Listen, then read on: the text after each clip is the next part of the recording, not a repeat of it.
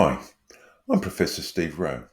I'm a real paleontologist, and you're watching Real Paleontology. And today I'd like to talk about the widespread demise of megafauna that took place over the last 50,000 years or so on planet Earth. And by megafauna, we paleontologists generally mean animals that weighed over 44 kilos or so, or 100 pounds in weight. Dozens of these big, mostly mammalian species died out over this period, largely in the Americas and Australia. And, as many of you with a general interest in paleontology will know, this megafaunal extinction event is a very contentious area, with opposing camps locked in perennial combat.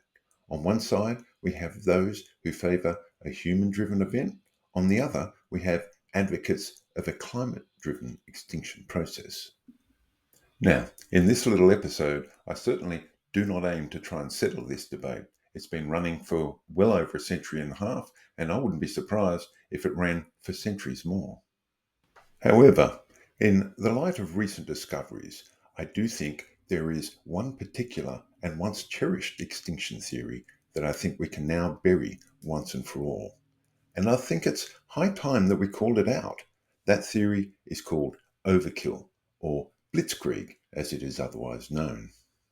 The blitzkrieg theory, or more correctly hypothesis of megafaunal extinction, was first proposed by Paul Martin back in 1966 here.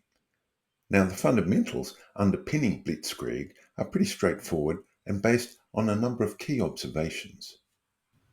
The first of these is that over the last 50,000 years, larger species have shown higher extinction rates than smaller species.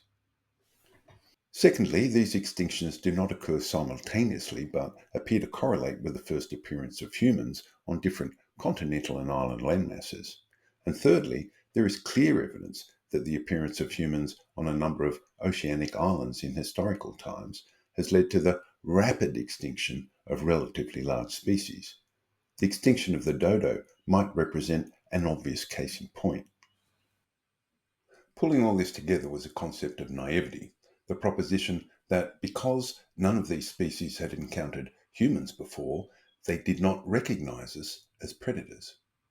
In support of this concept, Martin points to the fact that extinction rates of megafauna in Africa, where our species evolved, have been much lower than on other landmasses, particularly the Americas, Australia, and a bunch of oceanic islands, including New Zealand.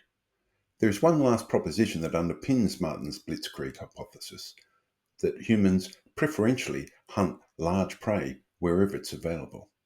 The flip side of this is that large animals typically have smaller populations and lower birth rates, which makes them more vulnerable to extinction. In conclusion, Martin argued that whenever our modern human ancestors had ventured into virgin territory, any large species present were very rapidly hunted to extinction.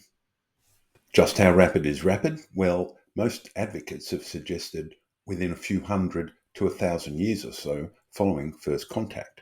I think it's fair to say that Martin's blitzkrieg theory gained a lot of traction and many supporters in the late 20th and early 21st centuries.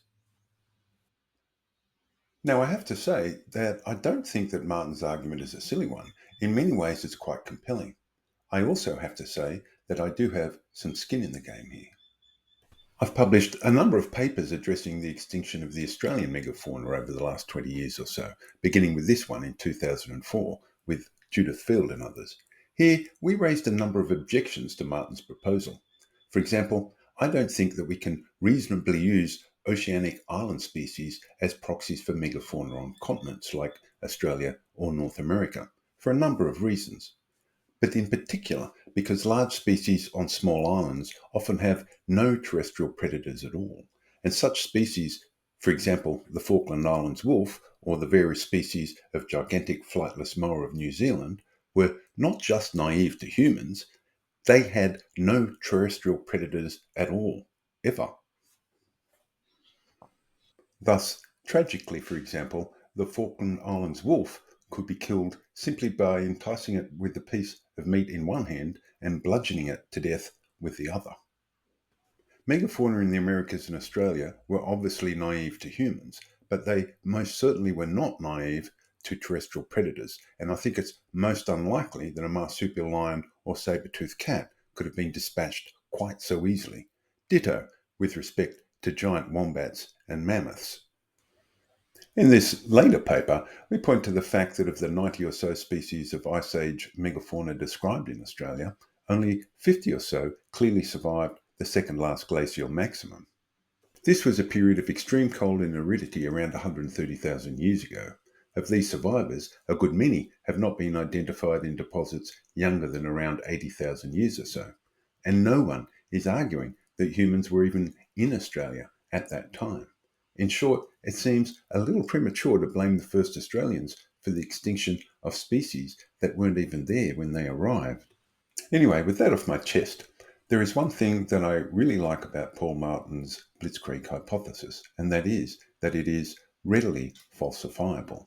Obviously, if we find clear evidence of coexistence of humans and megafauna for well over 1,000 years, then the hypothesis is proven wrong.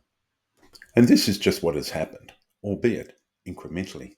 In both the Americas and Australia, over the last decade or so, it has become clear that megafauna and the first humans to run into them managed to coexist for millennia. With respect to North America, the traditional view had long been that the first Americans arrived around 13,500 years ago. These were the Clovis people. And this does quite closely correlate with a good many megafaunal extinctions in North America. However, cracks began to develop in this Clovis first hypothesis with news that a site way down in southern Chile was around 14,500 years old. Initially met with widespread skepticism, this date is now widely accepted. This archaeological site is called Monteverde, and in subsequent years, an ever-growing number of archaeological sites in both North and South America have pushed these dates back earlier still. For example, in this 2023 paper, artifacts fashioned from giant sloth osteoderms have been identified in a central Brazilian site that the authors have dated to between 19 and 26,000 years in age. And in 2021, Bennett and colleagues dated human footprints to between 21 and 23,000 years in age here in New Mexico.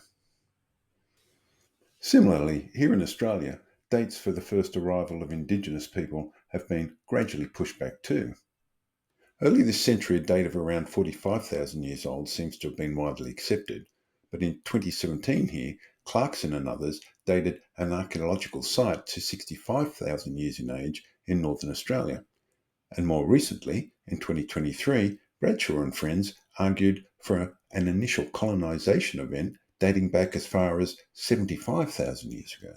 Now, neither of these two older dates are universally accepted, but pretty much everyone now agrees that the first Australians were here by 50,000 years ago.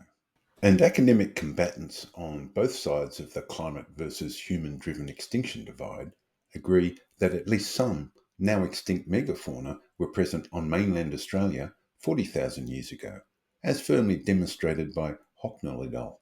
In 2020. So now pretty much everyone agrees that megafauna and humans coexisted in North America, South America, and Australia too for thousands of years. Now, this definitely doesn't prove that humans did not cause these megafaunal extinctions, but it absolutely categorically demonstrates that blitzkrieg was not the mechanism.